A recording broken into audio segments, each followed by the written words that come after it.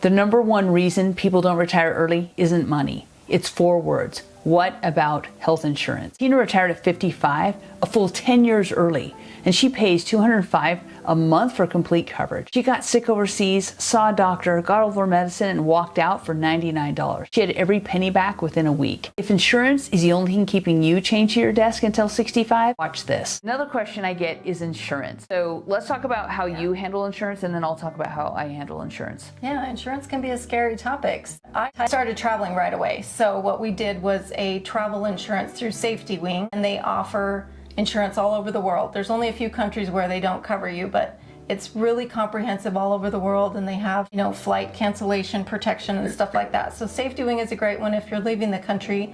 What I do in the States is I joined a Christian health plan. So we pay a flat monthly rate for me. For my age, it's $205 a month, which is really reasonable. And it covers, like I just had my annual physical, and it covered that up to $150. It covers annual labs. It covers, all those preventative things that you have to do. It covers at a certain dollar amount, which is usually fairly close to the amount that you can get for a cash price when you go to the doctor. It works really well. We've used it a few times. It's paid really promptly and haven't had any problems with it. And I know Lisa uses a different plan for hers. So I retired at 45 and I didn't have access to any of this. So I actually went and I purchased, still do. It's been 10 years, 11 years. I still purchase on the marketplace exchange. And you can choose whatever level of coverage you want. It's a little more expensive because you're paying both the employer and the employee part, but I still have the same coverage. I had excellent insurance when I was working, and I still have excellent insurance. You can buy the gold, the silver, or the bronze plan, and you can decide how much you want for your deductible, how much you want for your monthly amount, and that has worked perfectly for me. So that's a big question that I get. One comment that I will make on the rule of 55,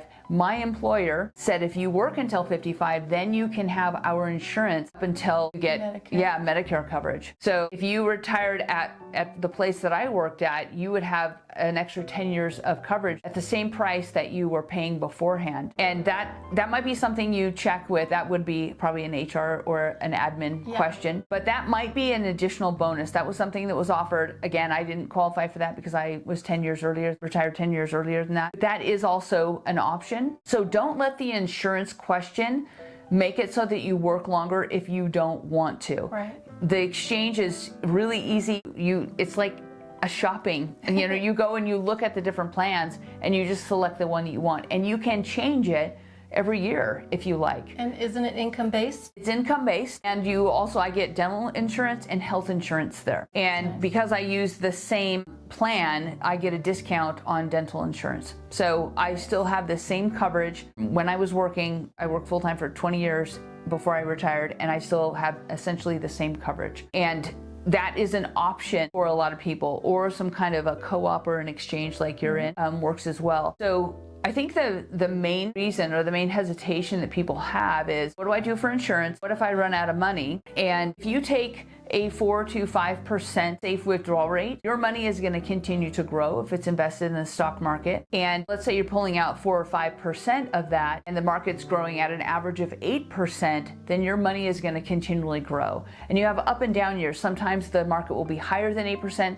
and sometimes it might be low, or it might be negative. But overall, that's going to average out so that your money is going to continue to grow. That nest egg that you have is going to continue to grow, and it's going to cover inflation or other things. It just basically goes up. But you can always take 4 to 5% of that total nest egg amount. Yes. So let's talk about how you actually made the jump, because it's a little like, if you've been working your whole career and you think, you know what, I really want to retire at 55. How do you make that jump? How do you do that emotionally? It was scary, and I did always believe I've got to work until I'm 65 or more. We didn't have a lot of nest egg built up. We didn't have a rich inheritance from a relative. We didn't have any of that stuff. But I started learning about retiring early and investing, and I joined Lisa's mastermind, and I associated myself with people that were doing the things that I wanted to do. So you have to kind of move into a different mindset, you have to start thinking a little bit differently. Instead of thinking, I'm going to work until I'm 65 and that's just the way it is, I started thinking, what can I do differently? How can I make this work to retire earlier? And 55 at first wasn't the goal. And then after my husband retired early, I was like, okay, how fast can I be done with working? Because I didn't want to keep working while he was out having fun. So then I decided I really wanted to retire before I turned 55. I wanted that to be my goal, and it didn't quite happen. We had a house to sell and things like that, but I retired 1 week later, about a week after my 55th birthday. And then I found out that that worked for the rule of 55. That was a happy coincidence. You have to work on your mindset. You have to wrap your head around retiring early. Your coworkers aren't going to retire early with you. They're going to keep working. You're going to have friends that are your age that aren't going to retire with you. They're still going to be working. So you have to figure out how that works for you. You have to find some kind of a happy balance.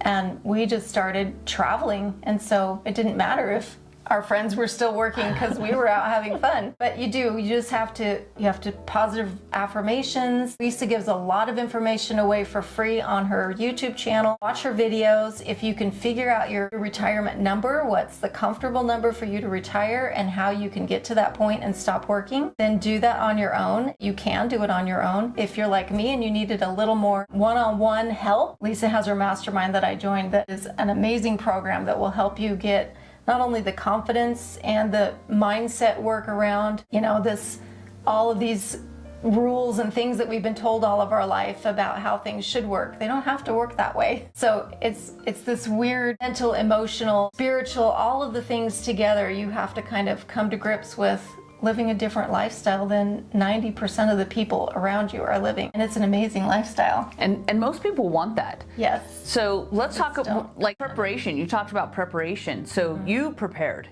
Yeah. You were prepared. You sold a house. You changed a lot of things. I think that if you can get anything done medically while you're still on that insurance, if there's something you've been putting off, I would do that. Yeah. I would look through your finances and say, is there any debt that I can pay off? Like, what debt can I pay off before I retire? I recommend that. And then what are my actual costs at 55? If I retire, have I paid off my house, or do I have an apartment? What's my situation? Do I need to upgrade my car before maybe fix the air conditioning or replace the air conditioning? That's going to give you a lot of confidence. So knowing what your actual numbers are, how much money you're going to have coming in, and then what's your actual spending if you are retired. So no more commuting. You don't have to buy clothes for work. It's actually less expensive because you don't have to go out to lunch every day with your coworkers. There's things that are going to change and shift. And now you might say, yes, but I'm going to spend more money on traveling. You are. And that's a really good happy thing. Expenses tend to go down once you stop working, especially if you can pay off some debt, and working towards that and saying, okay, I'm maybe 2 or 3 years away from 55, or it happens to be this year, then you're going to do it all really quickly. What are the things that I can check off before I retire at 55? Do I need to roll over any 401ks from old employers? Then let's get on the phone and make that happen, because that can actually happen pretty quickly. Are there debts that I can just work right now to pay those off so that I have less expenses in retirement? So knowing your numbers and then also having a plan.